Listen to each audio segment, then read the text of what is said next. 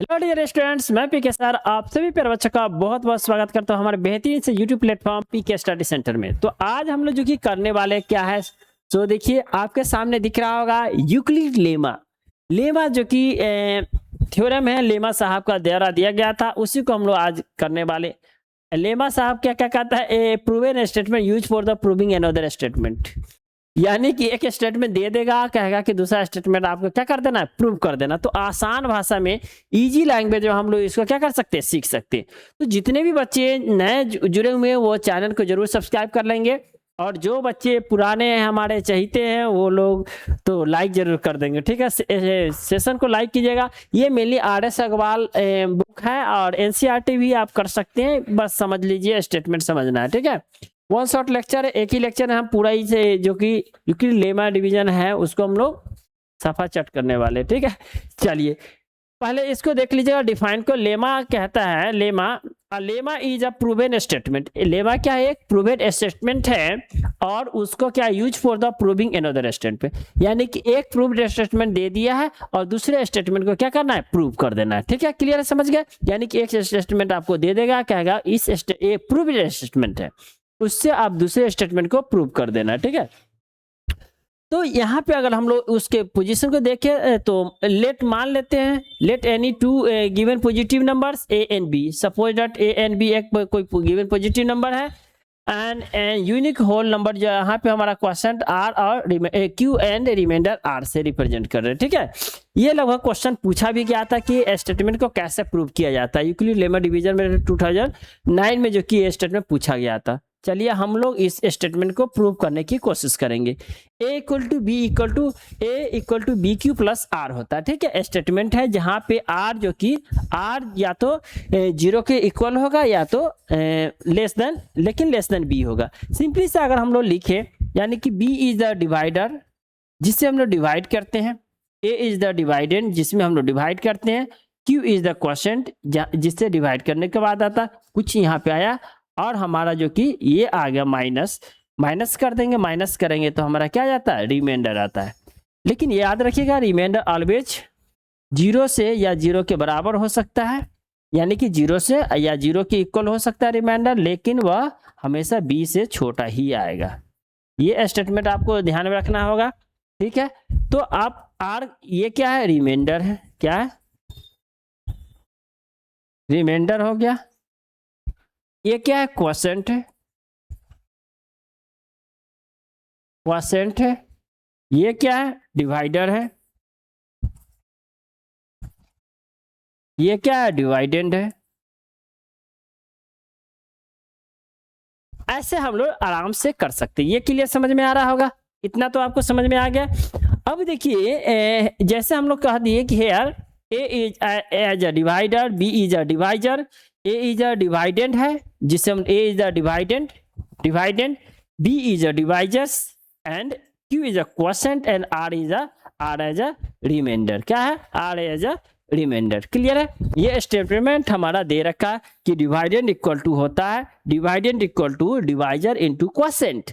यानी कि अगर हम लोग कहे तो डिवाइडेंड को अगर बराबर करते हैं तो डिवाइजर को इंटू क्वोशेंट। यहाँ पे समझ आए, जिससे हम लोग भाग देते हैं उसको हम लोग डिवाइडर कहते हैं, यानी भाजक कहते हैं, और जिसको हम लोग भाग देते हैं उसको भाज्य कहते हैं। जो आता है उसको हम लोग भागफल कहते हैं, और जो बच जाता है उसको हम लोग शेषफल कहते हैं हिंदी में। ठीक है, भाजक, भाज्य, ये है भाजक है। क्या है, भाजक, हिंदी में क्या है, भाजक। ये है भागफल, ये क्या आ गया, भागफल। जो हिंदी मीडियम के बच्चे उनके भी समझ में आ जाएगा। और ये है भाजक, भागफल, ये है भाज्य जिसको हम लोग भाज्य कहते हैं, और ये है शेषफल। क्लियर है, इस टाइप से आप आराम से जो कि इसको समझ सकते हैं। ठीक है, ये तो आपको क्लियर हो गया है कि हम लोग अगर किसी स्टेटमेंट हमारा दे रखा है कि डिवाइडेंड इक्वल टू कर सकते हैं, dividend equal to divisor into quotient plus remainder करते हैं तो हमारा जो रिजल्ट आ जाता है। चलिए हम लोग एक एग्जाम्पल के थ्रू इसको समझने की कोशिश करते हैं। ठीक है, एग्जाम्पल ले लेते हैं, सपोज करते हैं, सपोज भी 117 डिवाइडेड बाई 14। ठीक है, and we get 8 and 8 is as a quotient और 5 as a remainder। 8 हमको quotient मिलता है, 5 as a remainder। तो क्या क्या दे रखा है उसको हम लोग देख लेते हैं। तो डिवाइडेंड क्या है, डिवाइडेंड इक्वल टू 117 है, ठीक है। डिवाइजर क्या है, डिवाइजर इक्वल टू 14 है, क्लियर है। डिवाइजर क्या है, 14 दे रखा है। एंड क्वोशेंट जो दे रखा है वह कितना दे रखा है, 8 दे रखा है। And remainder equal to, remainder आपको दे रखा है एज ए 5, ठीक है। तो आपको क्या करना है कि इसको स्टेटमेंट को प्रूव करके दिखाना है। तो हम लोग प्रूव करेंगे। तो स्टेटमेंट हम लोग जानते हैं, डिवाइडेंड इक्वल टू क्या आता है, dividend equal to quotient divisor into quotient plus remainder. ये हमारा स्टेटमेंट होता है। अब देखिए इसी स्टेटमेंट में हम लोग प्रूव कर देते हैं। क्या होता है, इसी स्टेटमेंट प्रूव करते हैं। तो डिवाइडेंड हमारा क्या है, डिवाइडेंड 117 है, क्लियर है, 117 है। अब हमारा डिवाइजर क्या है, जिससे डिवाइड लगा हुआ है, 14 है, क्या है, 14 है, क्लियर है। अब मल्टीप्लाई कैसे करेंगे, क्वोशेंट है इनटू क्वोशेंट होता है, तो क्वोशेंट हमारा 8 आ जाता है, ठीक है। एंड क्वोशेंट है और रिमाइंडर हमारा क्या है, आर जो है, रिमाइंडर कितना दे रखा है, रिमाइंडर इज 4, ठीक है। तो आप यहाँ पे देखिएगा सीधा सा, अगर इसको हम लोग LHS ले लेते हैं और इक्वल टू कर देते हैं RHS। तो अगर हम लोग RHS को सॉल्व करते हैं, लेफ्ट हैंड साइड बराबर हो जाएगा, then we take LHS। LHS हमारा क्या है, 14 है इंटू 8 है और रिमाइंडर हमारा 5 है, ठीक है। इसको सॉल्व कर दीजिए, 14 इंटू 8 यानी 14 8 या 112, क्या होगा 112 और 112 अब प्लस आ गया 5, यानी कि आपका स्टेटमेंट जो सीधा सा आ जाता है 117। Hence LHS equal to RHS।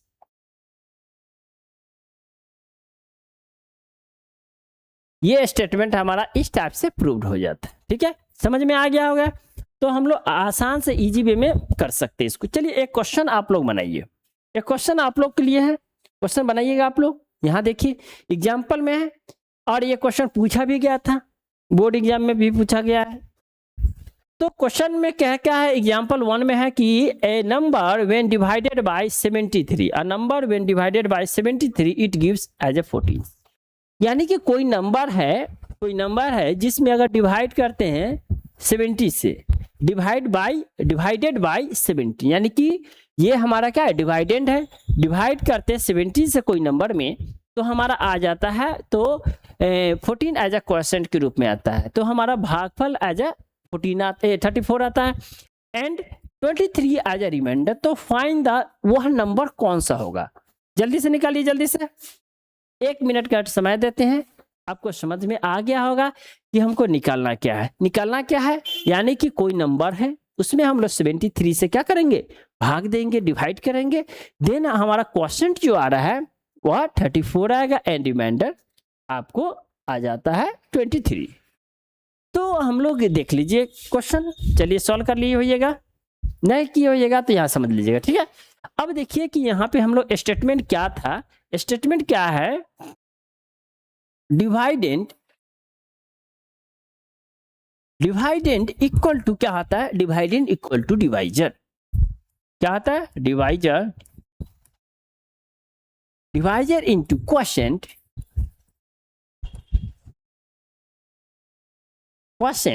Plus remainder. Clear है, ये स्टेटमेंट आपको क्लियर समझ में आ रहा होगा, ये स्टेटमेंट आपको टोटली समझ में आ रहा होगा, ठीक है। चलिए इसको ब्लैक ले लेते हैं, थोड़ा सा देखने में आपको दिक्कत होता होगा, ब्लैक से यूज करेंगे तो ज्यादा बेहतर रहेगा, ठीक है। अब देखिए हमारा पास क्या क्या दे रखा है, तो हमारे पास है डिवाइजर दे रखा है, डिवाइजर इज इक्वल टू 73, ठीक है। And as a question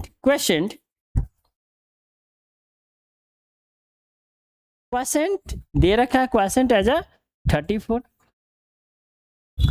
and remainder also given, remainder also given 23। Clear है। ये आपको दे रखा, क्या हमको निकालना है, तो डिवाइडेंड निकालना है। क्या निकालना है, डिवाइडेंड बराबर क्वेश्चन मार्क। क्लियर है। अब आप लोग को समझ में आ गया। आप निकालिए, आसानी से निकाल सकते हैं। चलिए देखिए, तो डिवाइडेंड इक्वल टू कर देंगे,